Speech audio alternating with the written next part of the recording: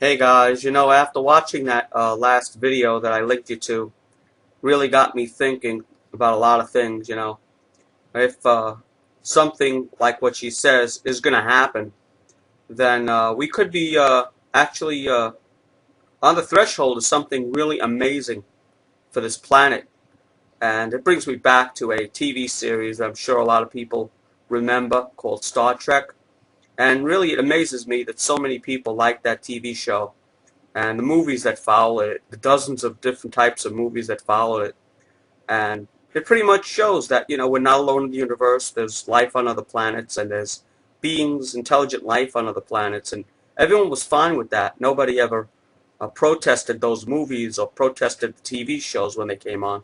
In fact, there's a cult of people, I would call them a cult, that actually dress up as the Star Trek characters, and they like the series so much. But it's funny, once you take that concept or that idea and you say it's no longer a TV show, but that's actually reality, that we're only just a speck in the whole universe, like a speck of grain of sand on a beach. That's the best way I could put it, where you have these vehicles, these other ships uh, from other galaxies, other planets. And this is a picture, of course, of the Robert Lazar ship. You know, he says that he saw this, and he calls it the sport model. And for people who want to look up Robert Lazar, he has a very interesting story that he used to work for the government, and he actually got into one of these ships, and he pretty much explains how they work, and it's a really interesting story. But nevertheless, like we have other, different types of vehicles here on Earth, you have jumbo jets, you got helicopters, and you got all these different vehicles here on Earth. I'm sure it's the same way on other planets, that not all the vehicles on other planets are the same, where you're going to have a variety of different types of ships, but they'll pretty much work on the same concept. And the way he describes it, many other people describe it, is that they're gravity generators underneath the ship, and they can pretty much change gravity, can, move gravity in such a way around the ship that they actually don't have to worry about how far the stars are. Once you control gravity, I don't want to get into it because I'm not a physicist, but once you can control gravity, you can control time and space. And with that said, these occupants of these vehicles, mostly the Greys, um, entities are the Greys, and the Greys have different subspecies within them. They're not all the same, but these are the most popular looking ones. And although at first they do look kind of scary looking, um, I would definitely wouldn't like to meet one of these things uh, up front without a few drinks in me. But there are other ones that don't look as scary. Here's a picture of one of them that looks kind of cheerful, actually.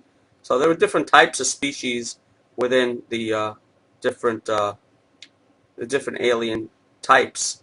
Of course, some of them actually look more uh, insect-like than others. Some of them are reptilian even, and a picture of those are coming up in a minute. So you see the reptilian, and these are the pretty much the most basic, popular ones that people have been saying they've seen. The different types of grays, the reptilian, but the ones that I really hope actually make themselves known first, so we get used to them, are the Nordic type. And the reason I say that is because I think this would be probably the only species of alien beings that would actually come where people wouldn't actually go out and think they're demons and stuff. In fact, I think that if these beings showed themselves first, we would probably think of them something like biblical figures, if you know what I mean, because they would look more human-like. So whatever things happen in the future, guys, I really think that we should have an open mind to what a lot of people are saying. If this is an event that's going to come, and these beings are going to make themselves known to mankind, I think that we have to be ready physically and mentally for the changes that are going to come, if that's the form it takes. Now, with that said, we could also have a possibility of nothing happening, and we just meant to our own devices, and we have to make the right choices. And like I said before, there's a very good possibility that no one's right, and that we're just going to be facing with our own problems here on Earth. And if we make the wrong decision, well, then we blow ourselves up, and life starts over. In a couple of 100,000 years, I'm sure it'll start over, and we'll scrape together some sort of civilization, whatever's left, and that's the way it'll go. But hopefully that won't be the case. Hopefully something, someone, somewhere will intervene. Anyway, I thought I'd share that little bit of my thoughts on it anyway. I just find it really funny that people like these science fiction shows and these TV shows, but then when you're faced with the reality that we're not alone in the universe and we're not the only intelligent beings in the universe, and you show them the actual pictures of what could be coming, we could be seeing in the near future, people don't like to see that. I don't know. It has to do with religion. I don't know what it has to do with. It doesn't bother me in the least, and I don't know why it doesn't bother me. I grew up in a very religious background. I grew up in a very private Jewish school, and even though this goes against everything I've been taught, I just came to the conclusion that everything I was taught could have been a lie, and that's the way I see it, guys.